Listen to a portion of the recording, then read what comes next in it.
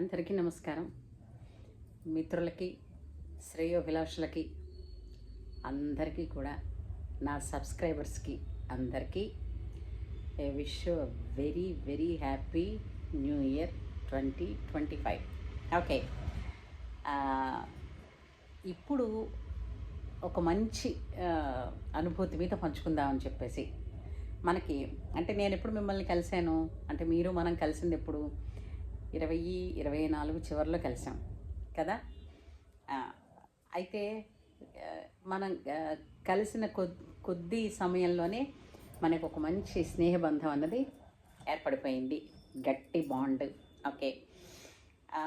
YouTube వేదికగా మనం అందరం కలిసాం. సరే, ఈరోజు December 31. రేపు అంటే ఈ వీడియో మీ అందరికీ చేరే సమయానికి, మీరందరూ చూసే సమయానికి 2025 జనవరి 1 అయి ఉంటుంది. కాబట్టి మనం దీని గురించి 4 మంచి ముక్కలు మాట్లాడుకుందాం. సరే, ఇప్పుడు చూడండి, 2024 మనకి ఎన్నో అనుభవాల్ని, ఎన్నో మంచి మంచి అనుభూతుల్ని, అలాగే ఎన్నో మంచి మంచి గుణపాఠాలని కూడా మనకి ఎక్స్పీరియన్స్ రూపంలో నేర్పింది కదా. కొంతమంది ఏంటంటే ఓపెన్గా ఒప్పుకుంటారు, కొంతమంది ఓపెన్గా ఒప్పుకోరు. ఏదైతేనే జరిగాయి.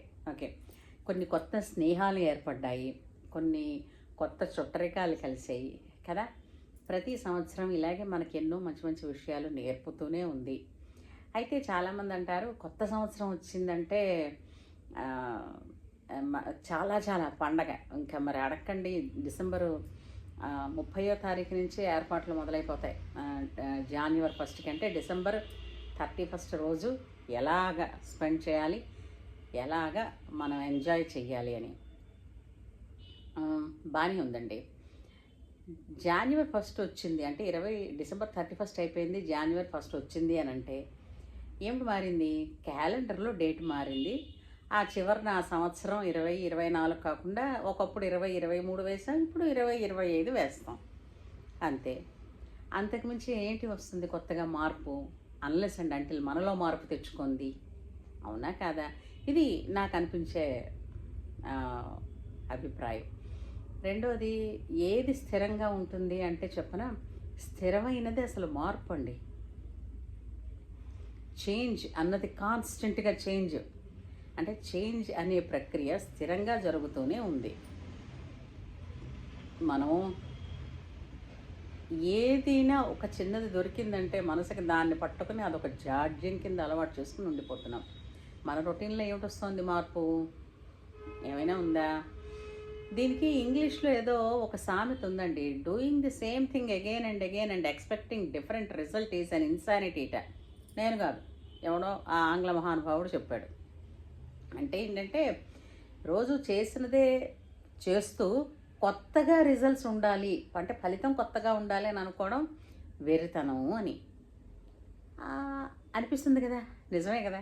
సరే, ఇప్పుడు మనకి రొటీన్లో ఏం మారింది అన్నది పక్కన పెడితే, ఏమంటే వీకెండ్స్లో ఎంటర్టైన్మెంటు కావాలి, హాలిడేస్లో ఎంటర్టైన్మెంటు, ఇంకా మనకి ఇంట్లో వచ్చే కొన్ని సెలబ్రేషన్స్ ఉంటాయి, బర్త్డేస్ ఉంటాయి, మ్యారేజ్ యానివర్సరీస్ ఉంటాయి, ఇలాంటివన్నీ ఉన్నాయి. వీటన్నిటి వాళ్ళలోనూ కూడా మనం తీసుకునేది ఏంటంటే ఎంటర్టైన్మెంటు. ఈ రెండింగు ఎంటర్టైన్మెంటు లైఫ్లో కొన్నాళ్ళకి ఒక్కసారి చూడండి, అచీవ్మెంట్స్ మన కోటా చూస్తే తక్కువ ఉంటుంది, ఎంటర్టైన్మెంట్ కోట ఎక్కువ ఉంటుంది. అక్కడ ఒక్కసారి చూసుకుంటే మనం అచీవ్మెంట్స్ వైపు ఉన్నామా, ఎంటర్టైన్మెంట్ ఉన్నామా? ఎంటర్టైన్మెంట్కి ఎక్కువ జాగా ఇచ్చేసాం అనుకోండి, మన లైఫే ఎంటర్టైన్మెంట్ అయిపోతుంది తప్ప అచీవ్మెంట్స్ ఏమి ఉండవు. అది కాకుండా ఇంకో విషయం ఏంటంటేనండి, ఈ న్యూ ఇయర్ వస్తుంది అంటే December 31 వస్తుందంటే చాలా బెంగేస్తుందండి.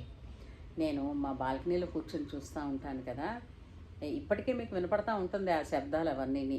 ఇంకా డీజేలు, చెవులు చిల్లులు పడిపోతాయి. చుట్టుపక్కల ఉన్న అపార్ట్మెంట్స్ అన్నింట్లోనూ కూడా పెద్దవాళ్ళు ఉన్నారు, వాళ్ళకి నిద్రాభంగం అవుతుంది. అసలు ఏం అక్కర్లేదు ఎవరికి కూడా. అంటే ఎవరైతే కొంచెం ఇప్పుడు 80 years అట్లాంటి వాళ్ళు ఉన్నారు అని అంటే వాళ్ళకేంటి పాపం వాళ్ళందరూ పడుకుంటారు కదా, మనం ఏదో మన ఎంజాయ్మెంట్ మరొకడికి పనిష్మెంట్ అయిపోకూడదు కదా. ఈ సివిక్ సెన్స్ లేకుండా పోతుంది. అర్థమైందా? డీజేలు పెట్టుకుని అంతంత సౌండ్లు పెట్టుకుని 12:30 దాకా చేసి అంటే మేము ఎంజాయ్ చేయొద్దంటారు. మీరు చెయ్యండి, మీ ఎంజాయ్మెంట్ మీరు చేయండి, తప్పకుండా చేయండి, కాదని అనటం లేదు. కానీ మీ ఎంజాయ్మెంట్ వల్ల మీరు ఆనందిస్తున్నారు, మంచిదే.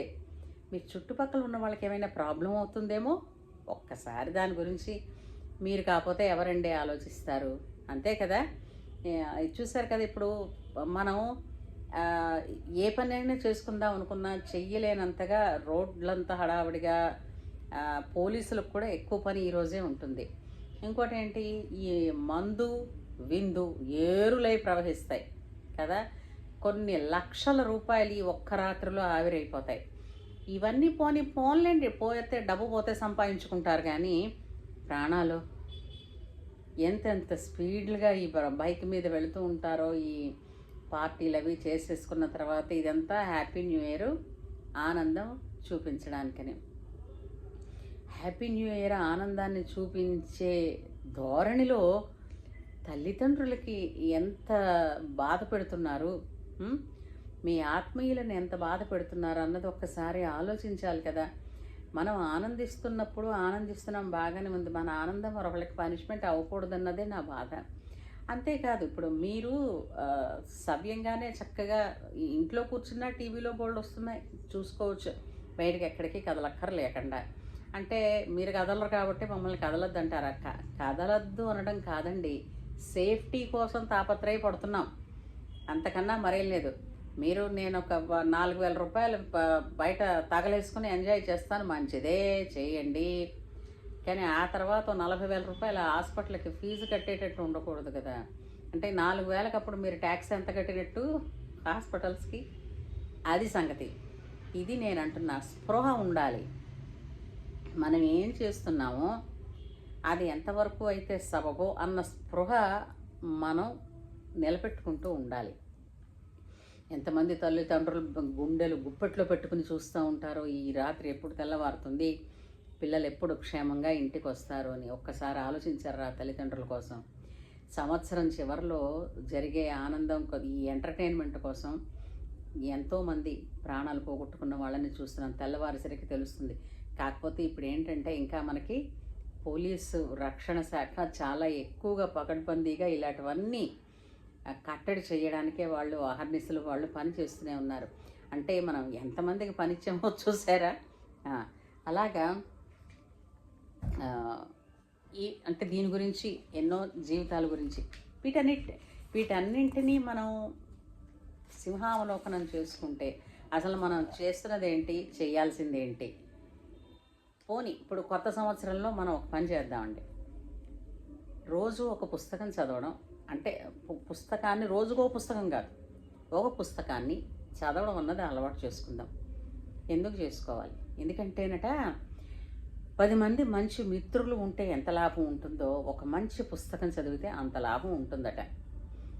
ఫర్ ఎగ్జాంపుల్ మామూలుగా అనుకుందాం, ఇప్పుడు నాలో ఉన్న లోపాలేంటో ఇతరులు ఎవరైనా చెప్పారనుకోండి, నేను వాళ్ళని తప్పుగా చూడొచ్చు, లేదంటే నన్ను వీళ్ళు ఇలా అంటారా అని అనుకోవచ్చు.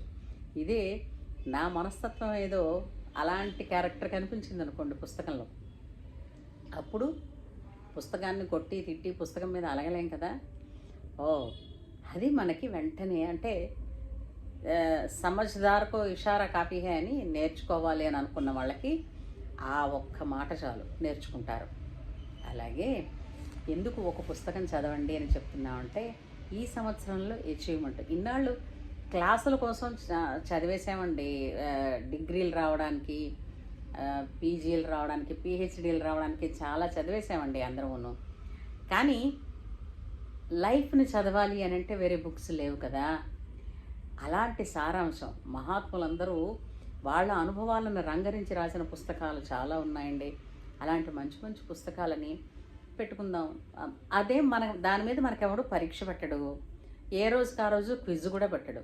కాబట్టి ప్రశాంతంగా చదువుకోవచ్చు. నన్ను అడిగితే ప్రతి మనిషి మొబైల్స్ నుంచి పుస్తకాల మీద పడ్డారనుకోండి, మొబైల్ అవసరం, మొబైల్ వరకే తీసుకుని పుస్తకం చదవడం అన్నది అంటే చాలామంది ఇప్పుడు మొబైల్లోనే నేను అది చూసేస్తున్నాను, ఇది చూసేస్తున్నాను, నాకు ఇన్ఫర్మేషన్ వస్తుంది. అది కాదండి. మీరు చదువుకుని మీరు తెలుసుకున్న జ్ఞానంలో ఎంతో మీకు అంటే మీకు అర్థమయ్యేది స్థిరంగా ఉంటుంది ఆ నాలెడ్జ్ అన్నది. అలాగా నెలకు ఒక పుస్తకం పెట్టుకుంటే 25 డిసెంబర్ మళ్ళీ 31 నాటికి 12 పుస్తకాలు, పోనీ కనీసం ఈ సంవత్సరం 10 పుస్తకాలు, మంచి పుస్తకాలు చదువుదాం అనుకుని ప్రతి పుస్తకంలోనూ మీకు నచ్చిన పాయింట్స్ రాసుకుంటానని ఒక నోట్స్ మెయింటైన్ చేశారనుకోండి, జస్ట్ ఒక సంవత్సరం మీలో మార్పు మళ్ళీ డిసెంబర్ వచ్చేసరికి ఎలా ఉంటుంది, మీ ఔన్నత్యమైనటువంటి ఆలోచన విధానంలో మీకు వచ్చే మార్పు ఎలా ఉంటుందన్నది మీకు వెంటనే తెలిసిపోతుంది. పరికించి చూడండి. సో మంచి పుస్తకం మన కోసం చదువుదామా? మీకు అందరికీ అవైలబుల్గా ఉన్నాయి, మంచి మంచి పుస్తకాలు ఉన్నాయి. ఒకవేళ ఏమైనా మంచి పుస్తకం నాకు కూడా చెప్పండి అని మీరు అంటే కామెంట్ సెక్షన్లో మీరు చెప్తే నేను మంచి మంచి పుస్తకాలు నాకు తెలిసినవి, నేను చదివినవి కూడా నేను మీతో పంచుకుంటాను, షేర్ చేసుకుంటాను. సో ఈ హ్యాపీ న్యూ ఇయర్ అందరికీ కూడా క్షేమంగా, లాభంగా, ఉభయ కుశలోపరిగా వర్ధిల్లాలని, అందరూ హ్యాపీగా ఉండాలని, విశ్వశాంతి కొనసాగాలని కోరుకుంటూ అందరికీ ఆంగ్ల నూతన సంవత్సర శుభాకాంక్షలు. ధన్యవాదాలు.